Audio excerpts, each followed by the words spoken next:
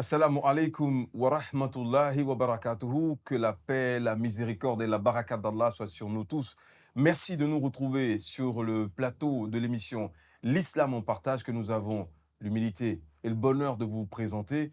Pour discuter au cours de ce numéro, j'inviterai deux frères dans un instant, le temps que je vous précise le thème en question, la signification. Mais avant la signification, l'histoire autour de la Kaaba, la maison sacrée d'Allah, face à laquelle nous nous positionnons chaque fois que les musulmans prient, quel que soit leur positionnement sur terre. Masha'Allah, qu'Allah vous bénisse Amin, en amin. avance pour la générosité dont vous faites montre chaque fois que vous passez nous voir sur l'émission L'Islam en partage. J'espère vraiment que vous le ressentez comme ça, hein, que c'est l'Islam en partage par les thèmes que nous évoquons tout au long de cette émission. bien Je le sûr. disais en introduction, chers frères, Oui. la Kaaba, son histoire et sa signification. Premier commentaire, chers frères. La Kaaba est un lieu qui a une histoire profonde en islam. Là, vous répondez déjà à ma question. Voilà.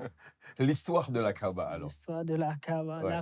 La Kaaba, l'histoire de la Kaaba remonte de la période du prophète Ibrahim alayhi salam. Alayhi salatu wassalam. La Kaaba a été en réalité un lieu construit par le prophète Ibrahim alayhi salam en compagnie de son fils Ismaïl. Ismaïl alayhi salam. Et Allah subhanahu wa ta'ala dit à ce propos وَإِذْ يَرْفَعُ إِبْرَاهِيمُ الْقَوَاعِدَ مِنَ الْبَيْتِ وَإِسْمَاعِيلُ رَبَّنَا تَقَبَّلْ مِنَّا إِنَّكَ أَنْتَ السَّمِيعُ الْعَلِيمُ. Ah. Le verset nous dit en réalité que Ismaïl alayhi salam et son père ont construit la Kaaba et ont fait de ce lieu-là un lieu béni. Alors, Allah subhanahu wa ta'ala a béni ce lieu avec leur prière. Ah.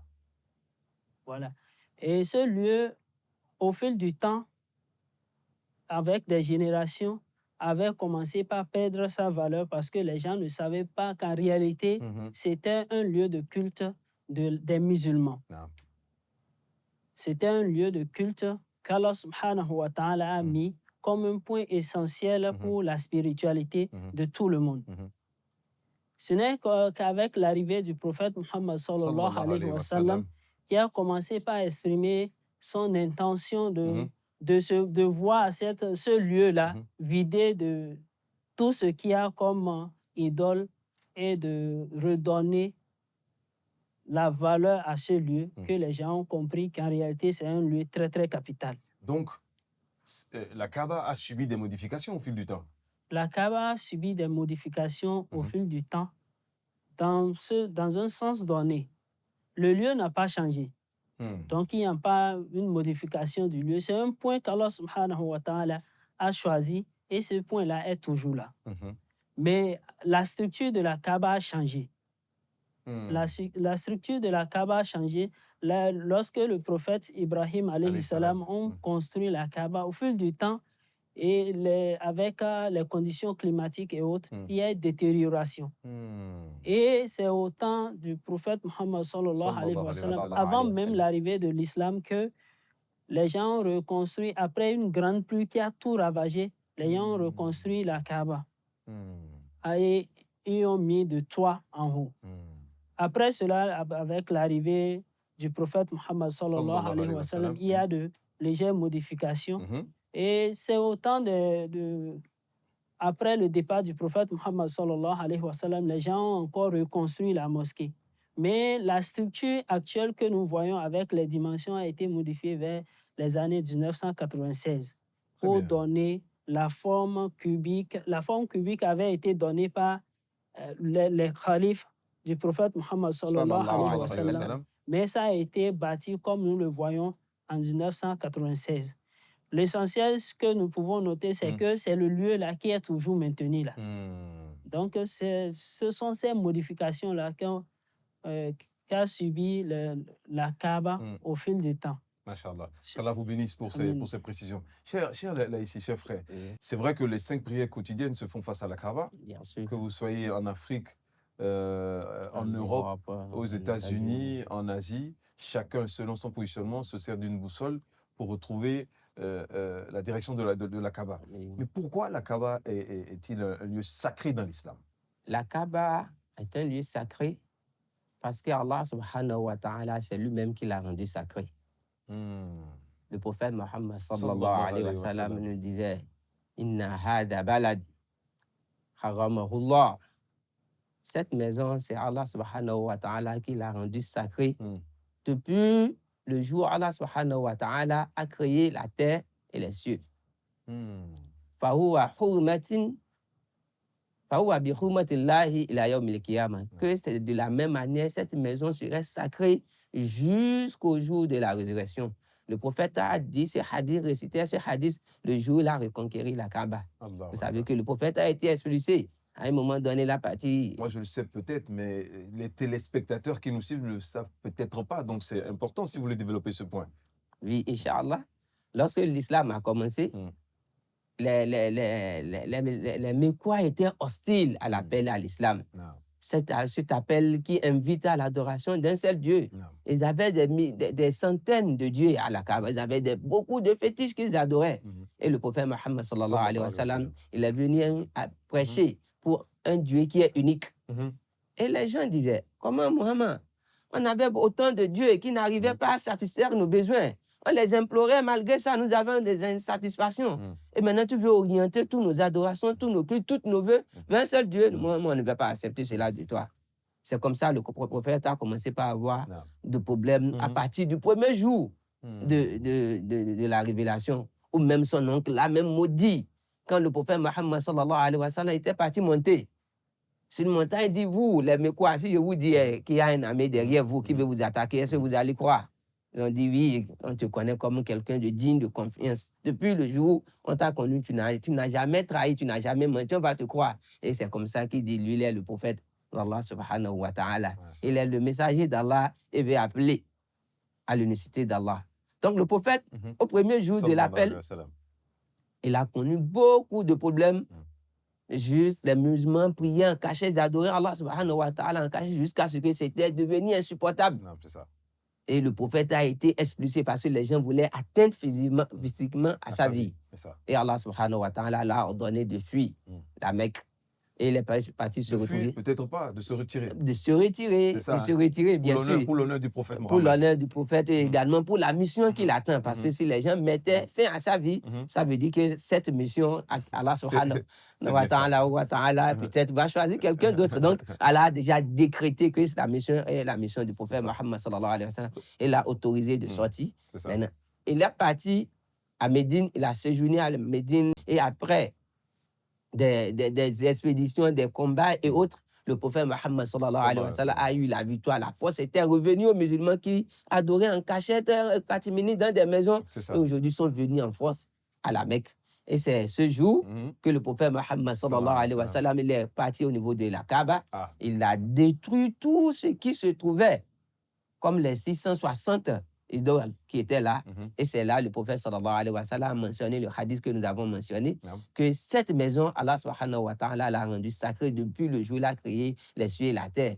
Et cette sacralité va demeurer jusqu'à l'éternité. Allah subhanahu wa ta'ala nous dit à propos de la Kaaba, Inna awala baytin wudi'a linnas, que la toute première maison, le premier sanctuaire qu'Allah subhanahu wa ta'ala a érigé aux gens pour l'adoration, la ladhi bi bakkata mubaraka. C'est celle qui se retrouve à la Mecque, Hudan lil alamin. Que c'est une guidance. C'est une guidance pour l'humanité. Et dans le verset qui suit, Allah subhanahu wa ta'ala disait cela dans la sourate Imran au verset 96. Mais au niveau du verset 97, Allah subhanahu wa ta'ala nous dit Waman dahalahu kana amina. Quiconque pénètre, accède à cette maison, kana amina, il sera en paix, il sera en tranquillité. Machallah, qu'Allah vous bénisse. Amen. Qu'Allah vous bénisse. Amen. Mais qu'est-ce que vous pouvez me dire ou nous dire, puisqu'il est question des téléspectateurs, sur le fait que la Kaaba n'a pas toujours été un lieu de culte monothéiste? Oui. Puisque comme le frère l'évoquait, avant l'arrivée du prophète sallallahu alayhi wa sallam, il y avait des idoles que les gens vénéraient, bien entendu, autour de ce lieu. Oui, après le départ du prophète Ibrahim alayhi salam et de son fils, la Kaaba n'avait plus été considérée comme un lieu de culte du monothéisme. C'est vrai que la maison a été bénite par Allah subhanahu wa ta'ala, comme le frère l'a dit, depuis même sa création. Et tous ceux qui venaient trouver de satisfaction. Et donc, ça fait que les gens ont considéré la présence de cette mosquée-là comme un lieu qui leur apportait de bénédiction. Et donc, tous ceux qui étaient aux alentours venaient faire la circumambulation autour de cette Kaaba-là, remplie d'idoles. Les hadiths ont rapporté qu'au moment où le prophète Muhammad sallallahu alayhi wa sallam a conquis la Mecque et qu'il y avait dans la Kaaba 360 idoles. Qu'il y avait 360 idoles. Donc, les gens venaient faire la circumambulation et quand ils viennent faire la circumambulation, il y a des besoins. Circumambulation, c'est le tour, hein? Le tour autour de la Kaaba. Le tour autour de la Kaaba. Donc, ils venaient et les Mecquois trouvaient les gens qui allaient acheter pour eux. Donc, pour les Mecquois, lorsque l'islam vient, c'est pour, en quelque sorte, les empêcher d'avoir ces avantages-là. Donc, les gens y ont mis des idoles pour conserver. C'est une chambre qui a été construite. Donc, les gens ont vu ce point-là, ils ont vu les grands-parents et autres rester là. Ils ont su que c'est un lieu béni. Donc, au fil du temps, ils ont mis leurs idoles là pour conserver leurs idoles. Chaque famille des Qurayshites venait mettre leur idole là. Donc, c'est comme ça la Kaaba a été remplie d'idoles. Avant même l'arrivée du prophète Muhammad sallallahu alayhi wa sallam. Et les autres venaient autour de ces idoles-là faire la circumambulation et achetaient. Et le commerce était plus actif. Mais avec l'arrivée du prophète Muhammad sallallahu alayhi wa sallam qui est venu dire non, que c'est un seul Dieu qu'il faut adorer. Nos idoles, comment est-ce qu'on va faire? En réalité, les gens n'ont pas directement repoussé le prophèt sallallahu alayhi wa sallam à cause de l'idéologie ou bien à cause de la religion directement. Il y a d'autres qui ont leurs intérêts. Le fait qu'il y ait des achats, qu'il y ait des échanges. Et les Quraysh, eux autres, ils se disaient, bon, nous sommes les dieux parce que nous détenons la Kaaba, dont les gens veulent avoir la bénédiction. Donc, ils sont les chefs. Mais quand l'islam est venu, l'islam leur dit, non, tout le monde est au même pied d'égalité. Allah subhanahu wa ta'ala a dit à ce propos, Ya ayyuhan nas, inna khalaqnakum min dhakarin wa untha, wa ja'alnakum shu'uban wa qaba'ila lita'arafu, inna akramakum indallahi atqakum. Le point saillant, c'est à ce niveau-là. Inna akramakum indallahi atqakum. Normalement, je suis censé dire Sadaqallahu al-Azim ou c'est pas systématique? Bon, vous êtes censé dire Sadaqallahu al-Azim. D'accord. Qui veut dire? Qui veut dire, bon, Allah subhanahu wa ta'ala a fait sortir la vérité. C'est une vérité qui est sortie. Parce que c'est important qu'on ait les bonnes habitudes. Parce que c'est l'émission L'Islam en partage. Il faut que ça se passe bien dans le respect des traditions en la matière. C'est ça. Donc, le plus proche auprès d'Allah subhanahu wa ta'ala, c'est celui-là qui le craint le plus. Et il commence le verset en disant Inna khalaqnakum min dhakarin wa untha. Nous vous avons, vous les hommes. Quand on parle des hommes, tout le monde, il n'y a pas de divergence. Donc, nous avons créé d'un mâle et d'une femelle. C'est ça. C'est ce qu'on peut retenir par rapport à... Masha'Allah, qu'Allah vous bénisse. Amen. Sur la Kaaba, la maison sacrée d'Allah, il y a une pierre, la pierre noire, qui est vénérée. Pourquoi? Qui est vénérée ou pas? Je pose la question ouverte. Hein? Bien sûr. Voilà. La pierre noire qui est Hajar al-Aswad, c'est une pierre bien vénérée. Vénérée? Bien sûr. D'accord. Et c'est une pierre d'abord, une pierre très importante parce que lorsque le frère a parlé tout à l'heure, la Kaaba a eu de reconstruction de la Kaaba. Il y a des incendies et autres qui ont ravagé la Kaaba et les gens voulaient reconstruire la Kaaba. Et cette pierre a fait l'objet d'un grand débat, de discorde, parce que tout le monde voulait, les tribus voulaient que ça soit eux, c'est la responsabilité d'aller poser la pierre. Cette pierre, il y était depuis que la Kaaba a été construite, Bien depuis sûr le début. Oui, depuis le début. Et du peu que je sache, elle serait venue du paradis. Oui, Bon, il y a eu beaucoup de commentaires par rapport à cela. D'autres savants l'ont réfuté, d'autres ont dit oui. Mais Très bien. l'idée qui est plus répandue, c'est que cette pierre, c'est une pierre du paradis. Très bien. Et qui est vénérée. Qui est vénérée. D'accord. Est-ce qu'il vous est déjà arrivé d'avoir des questions en rapport avec le fait que les musulmans se tournent vers la Kaaba pour la prière? Est-ce à cause de la pierre qui est vénérée ou pour une raison que vous allez évoquer? Les musulmans s'orientent vers la Kaaba parce que Allah subhanahu wa ta'ala l'a ordonné. Et il faut le dire. Au premier jour de l'islam, l'orientation pour la prière n'était pas la Kaaba. Ce n'était pas à la mosquée, à la Kaaba, mais plutôt à la mosquée Masjid al-Aqsa qui se retrouve au Palestine. Très bien. Et ça a été rapporté que le prophète Mohammed sallallahu alayhi wa sallam, quand il a quitté, après l'émigration, quand il est parti à Médine, ils ont fait près de 17 mois ou 16 mois et continuaient de s'orienter pour prier. Ils s'orientent vers la mosquée de Jérusalem, Masjid al-Aqsa. Et c'est après ça que Allah subhanahu wa ta'ala a dit Fawallu wajhaka shatra Masjid al-Haram. Que maintenant, que tu peux orienter, que quand vous voulez prier, orientez-vous vers la Kaaba. Ce n'est pas à cause de cette pierre, mais c'est parce que c'est une exhortation divine. Allah subhanahu wa ta'ala nous a orientés. C'est Allah qui a redirigé les musulmans vers la mosquée, vers la Kaaba. Donc, ce n'est pas à cause de cette pierre. Très bien. Donc, réponse importante. Oui. Alors, c'est vrai que beaucoup aperçoivent la Kaaba plus que d'habitude pendant la période du Hajj, n'est-ce pas? Oui. Où il y a beaucoup de frères musulmans de par le monde qui se retrouvent en communauté sur cette place sacrée pour adorer Allah subhanahu wa ta'ala. Et pendant qu'ils y sont, ils font le tawaf, n'est-ce pas? Le tour 7 fois de la Kaaba. Qui l'a institué et pourquoi? Comment se fait le tawaf? Lorsque nous voulons faire le tawaf, on commence le tawaf au niveau de cette pierre. On commence le tawaf et on donne notre flanc gauche à Kaaba. On commence par au niveau de la pierre noire et on va faire le tour. Arrivé au niveau de Rukn Yamani, le point yéménite, on va commencer par faire l'invocation Rabbana atina fid dunya hasana wa fil akhirati hasanatan wa qina adhaban nar.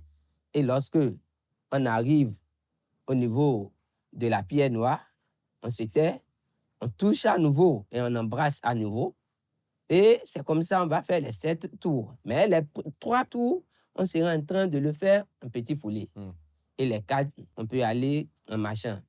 Maintenant, c'est dit que s'il y a tellement du monde, si nous n'avons pas l'opportunité, bon, on a touché, mais on ne peut pas embrasser. Et les savants nous disent, lorsqu'on touche, on peut embrasser la main.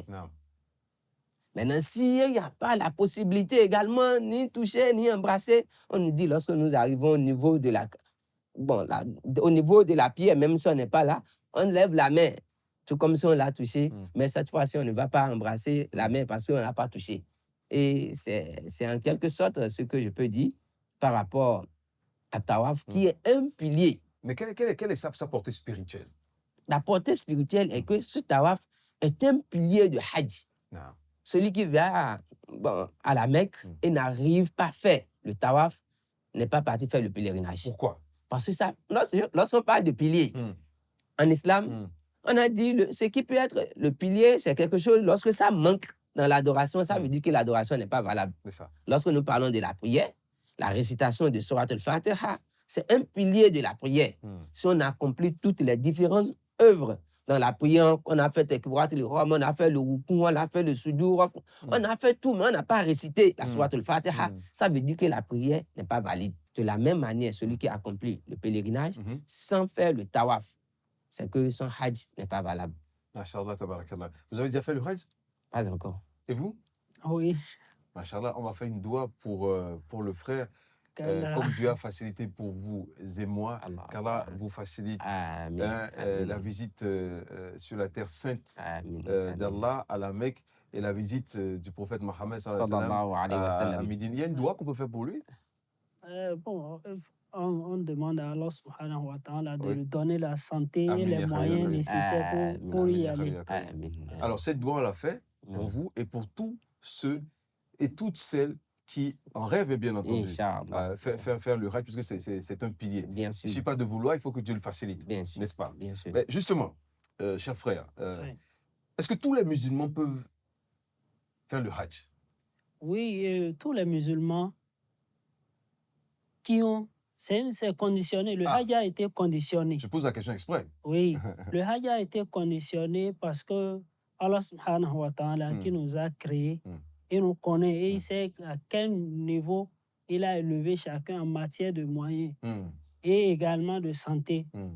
Donc celui qui a les moyens, celui qui a la capacité, le hadith dit liman istata'a ilayhi sabila. Liman istata'a, pour celui qui a la capacité. Dans la capacité, il y a la capacité financière, il y a la capacité également physique pour accomplir le Hajj. Donc, tous ceux-là qui ont les moyens et qui ont la force physique, la capacité de le faire, et ils peuvent trouver, même s'ils n'ont pas de force physique en tant que tel, ils peuvent trouver un moyen pour accomplir les rites et ils doivent le faire. Ça devient en ce moment-là une obligation pour eux. Parce que c'est un pilier de l'islam. Maintenant, celui-là qui n'a pas les moyens, il ne peut pas le faire parce qu'il n'a pas les moyens. Donc, il ne va pas se gêner pour trouver des moyens par toutes les voies pour vouloir plaire à Allah subhanahu wa ta'ala. Ce n'est pas à ça qu'on nous appelle. Il y a un compagnon qui allait au Hajj. Un compagnon du prophète? Du prophète Muhammad sallallahu alayhi wa sallam, qui allait au Hajj. Il a réuni les moyens nécessaires, mais sur la voie, il y a un obstacle qui a fait que ces moyens ont été sollicités quelque part. Donc, il était profitable de laisser le Hajj au profit de ce besoin-là qui est pressant. Donc, c'est ainsi que nous pouvons dire que ce n'est pas tout le monde qui peut avoir la chance d'aller au Hajj. Donc, celui-là à qui Dieu a donné la chance d'entendre l'appel, il y va. C'est pour ça que j'évoquais exprès le mot grâce.